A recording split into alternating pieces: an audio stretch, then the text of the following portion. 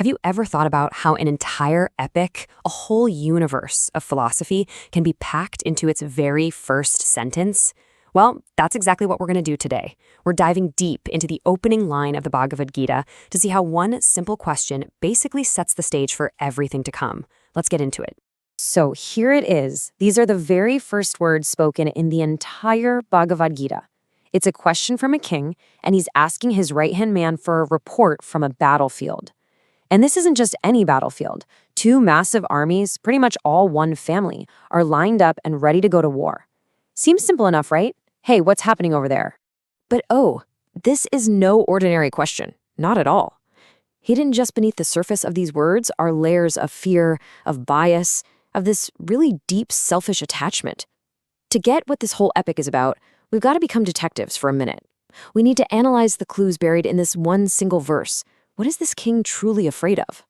First things first, let's set the stage, because the context of this question is absolutely everything. The guy asking it is miles away from the action, and he's blind. Okay, so the person speaking is King Dhritarashtra. He's blind, so he can't see the battlefield for himself.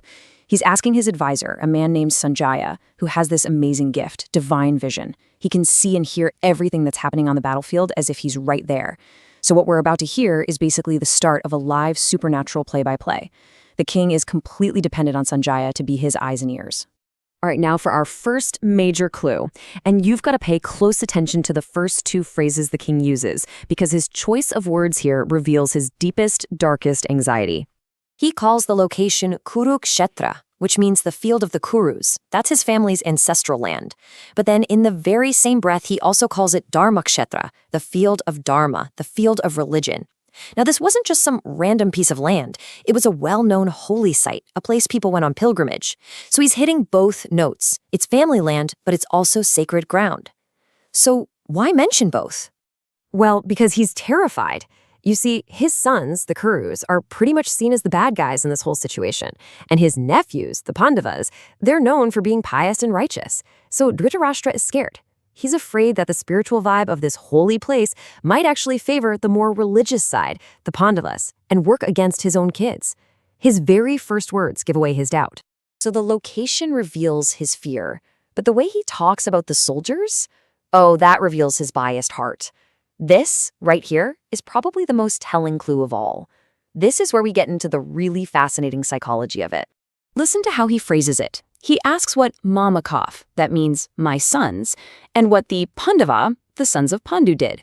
Did you catch the difference? He claims one side with the word my, but the other side, his own nephews, he just calls them the sons of Pandu, who was his deceased brother.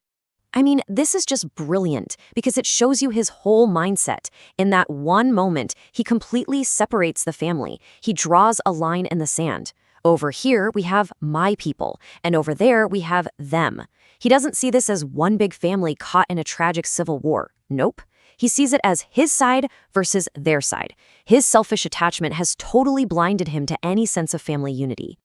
And that's the key takeaway here. This is not an objective request for information. It's not an impartial inquiry. It's a question that is completely filtered through his own intense personal bias. He's not really asking what happened. He's asking, so, did my side win? Did all my attachments and plans work out? His self-interest is coloring the entire conversation before it even gets started. Okay, so we've seen his fear about the Holy Land, and we've seen his complete bias toward his own sons. So let's connect the dots. When he asks this question, what is he secretly, desperately hoping for? His real hope is that the battle doesn't even happen. He's hoping that the pious Pandavas, feeling the sacred energy of Dharmakshetra, will have a last-minute change of heart. Maybe they'll think, this is a holy place, fighting isn't worth it, and then they'll back down or offer a compromise. He's hoping his sons can get the kingdom without having to risk a real war.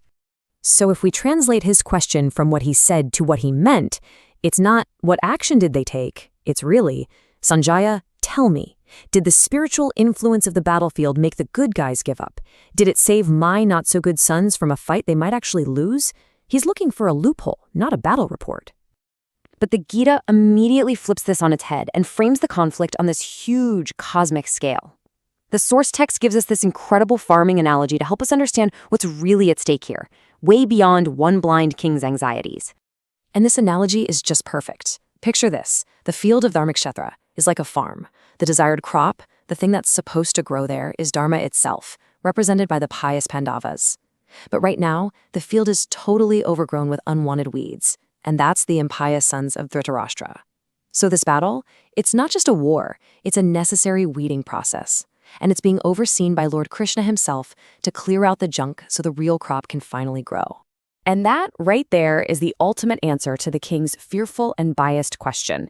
He was hoping the fight could be avoided, but the very first verse says, nope, this conflict is absolutely necessary. A great, righteous cleansing is about to happen on the field of Dharma, setting the stage for everything that's to come.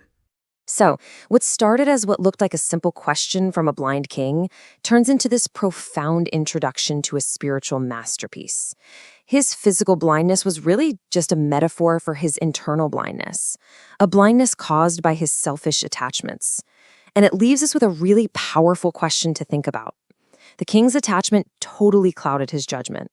Where might our own attachments be blinding us?